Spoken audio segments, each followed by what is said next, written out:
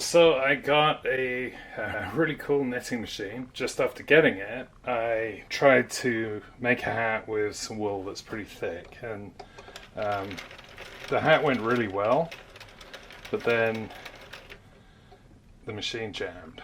I was trying to figure out what the jam was, and if you look in here, you can see there is a broken tooth, which is really sad. So what I'm going to do today is just run through how to fix a broken tooth in an Addi Express knitting machine. And we're going to do some projects with the knitting machine, so we've got to get it working. So on the top, there are 4 screws. And then on the inside ring, there's another 4 screws. So what I'm going to do is just loosen these screws. Now, please use a screwdriver that's the right size, okay? Because these screws, they are really small. And they're not actually the highest quality of screws. I mean, they're perfectly fine for this.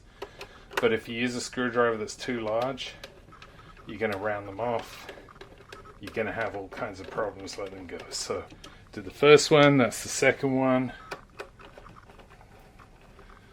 Third screw. Now, when I purchased the machine, I got it on Amazon, and it came from a really great seller in Germany.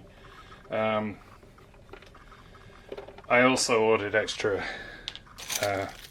teeth or hooks or needles or whatever you want to call them.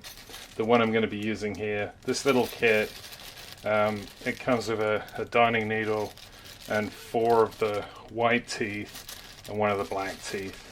You can see on the machine there are 3 black teeth and the rest are white.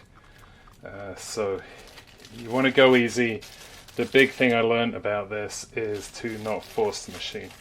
So this is what the hooks look like. They're basically replaceable. So I'm going to take one out. I got all 4 screws off here. I'm going to do the screws on the inside. So I'm just going to get in here and undo these screws inside. So there's 1 and 2. Number 3 is over here.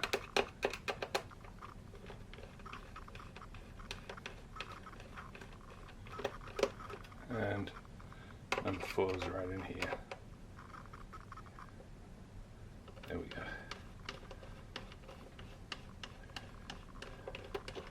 Now, just to be safe, keep your top screws separate from your bottom screws.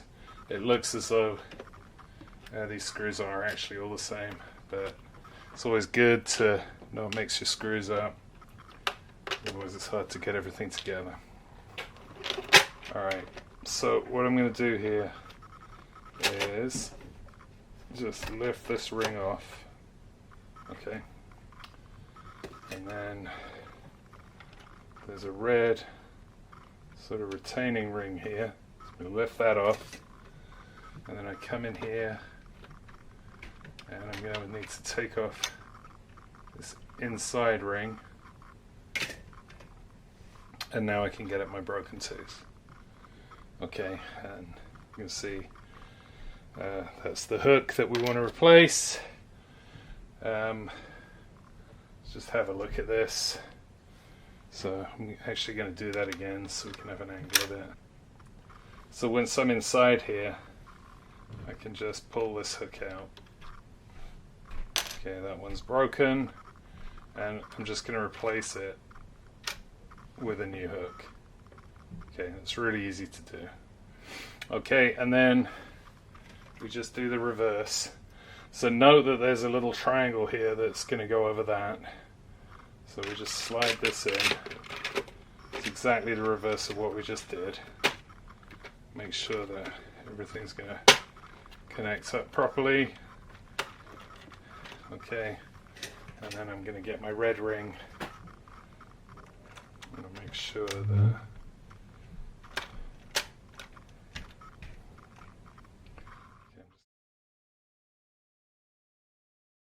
okay. Just want to get these over like that, and just gently get it on top here. Okay, something is not quite right here, so I'm gonna, there we go.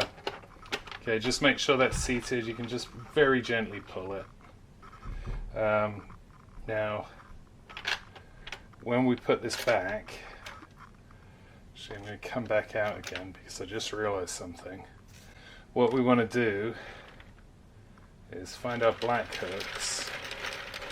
We're going to wheel it back to this black hook, and there's a number on the ring, okay, and you want to have number 1 on that first black hook. Okay, so just want to kind of gently ease our way back in again.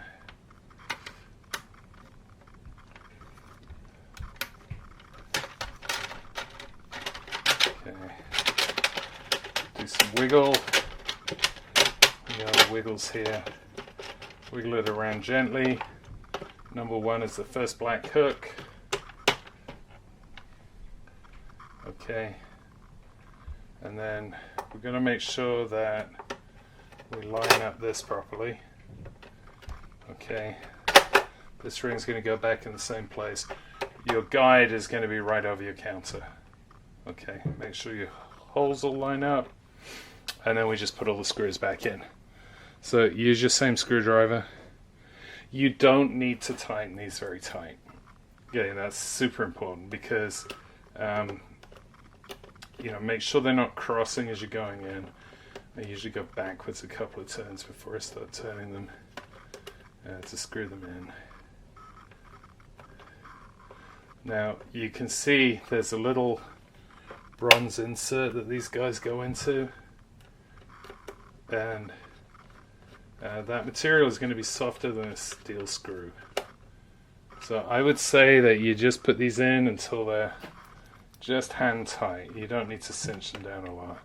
If you do them up really tightly, I think your machine is not going to work very well, and you run the risk of stripping them, and you're not going to be able to repair it again. Okay,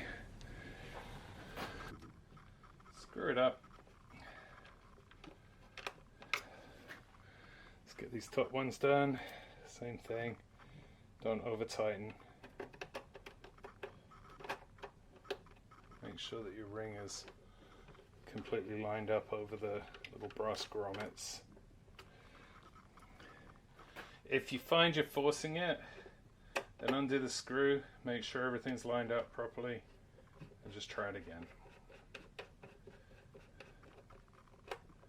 Okay, there is no need to use any force.